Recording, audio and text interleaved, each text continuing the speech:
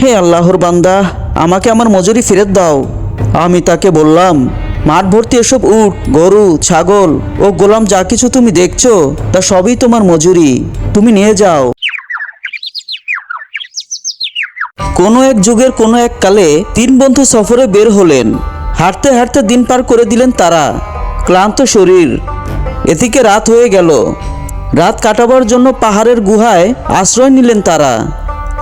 হঠাৎ একটা পাথর এসে গুহার মুখ বন্ধ হয়ে গেল। ভারী বিপদ। তারা দেখতে লাগলো অন্ধকার। গুহা থেকে বের হওয়ার উপায় খুঁজতে লাগলেন তারা। তখন তারা একে একে অপরকে বলল, দেখো, আল্লাহর সাহায্য ছাড়া এই বিপদ থেকে মুক্ত হওয়ার কোনো উপায় দেখছি না। উপায় হিসেবে তখন তারা একে অপরকে বলল, তবে তাই হবে, চলো যার যে সৎ কাজ আছে তার উসিলায় আমরা আল্লাহর কাছে সাহায্য চাই। কথা অনুযায়ী তারা কাজ শুরু করলো। একজন বলতে লাগলেন, হে আল্লাহ, আপনি জানেন আমার পিতামাতা খুবই বৃদ্ধ ও দুর্বল ছিলেন।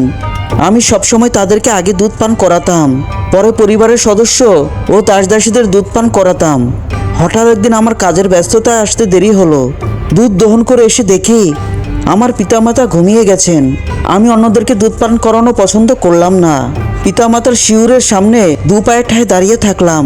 এদিকে সকাল হয়ে গেল। সকালবেলা তারা জাগলেন এবং দুধ পান করলেন। হে আল্লাহ, এটা যদি আমি আপনার সন্তুষ্টির জন্য করি তাহলে আপনি পাথর সরিয়ে আমাকে মুক্ত করুন।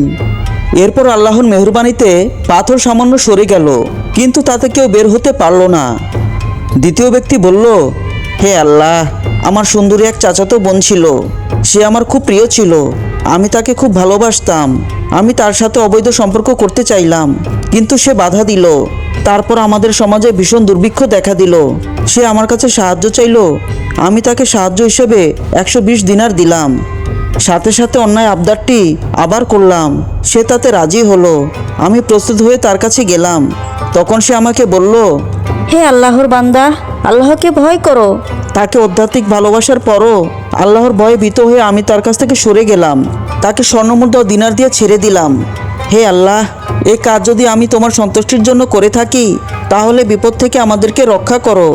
তখন সেই পাথরটি আরও একটু সরে গেল, কিন্তু তাতেও তারা বের হতে পারল না। এবার তৃতীয় ব্যক্তি বলল, হে আল্লাহ, আমি কাজের জন্য কয়েকজন মজুর নিয়োগ করেছিলাম। আমি তাদের মজুরিও ঠিকমতো দিয়েছিলাম, কিন্তু বিপত্তি হলো অন্য জায়গায়। তাদের একজন মজুরি না নিয়ে চলে গেল। আমি তার মজুরির টাকা বিনিয়োগ করে বাড়াতে লাগালাম। বাড়তে বাড়তে তা প্রচুর সম্পদে পরিণত হলো। কিন্তু কিছুদিন পর সে মজুরি নিতে ফিরে এলো। সে বলল, হে আল্লাহর বান্দা, আমাকে আমার মজুরি ফেরত দাও।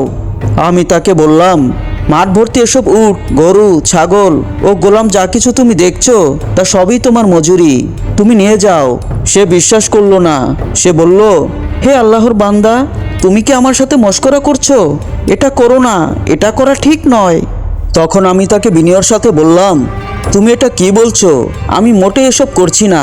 আমি সত্যি সত্যি বলছি, এসব কিছু তোমারই সম্পদ। তুমি এগুলো নিয়ে আমাকে ঝামেলা মুক্ত করো। তখন সে সব কিছুই গ্রহণ করলো এবং নিয়ে চলে গেল। তা থেকে সে কিছুই রেখে গেল না। হে আল্লাহ, হে পরওয়ারদিগার, আলিমুল গাইব, আপনি নিশ্চয়ই সব কিছু জানেন। আমি এ কাজ আপনার সন্তুষ্টির জন্যই করেছি। যদি তাই হয় তাহলে এ কাজের উসিলায় আমাকে ক্ষমা করুন। আমরা যে বিপদে পড়েছি তা থেকে উদ্ধার করুন। গুহার মুখ থেকে পাথর সরিয়ে দিন। তারপর সে পাথরটি আল্লাহর ইচ্ছায় সম্পূর্ণ সরে গেল। এরপর তারা তিনজন বন্ধু বেরিয়ে এলো। এভাবে তারা ক্ষমা পেল সৎ কাজের উসিলায়। দোয়ার বদলতে রক্ষা পেল কঠিন বিপদ থেকে। আবার শুরু করলো সৎপথে চলা। মহান আল্লাহ পরম দয়ালু ও ক্ষমাশীল। তিনি তার বান্দাদেরকে ক্ষমা করতে ভালোবাসেন সাহায্য করতেও। মহান আল্লাহ তাআলার কাছে সৎ কাজের উসিলায় ক্ষমা চাইলে তিনি মাফ করে দেন।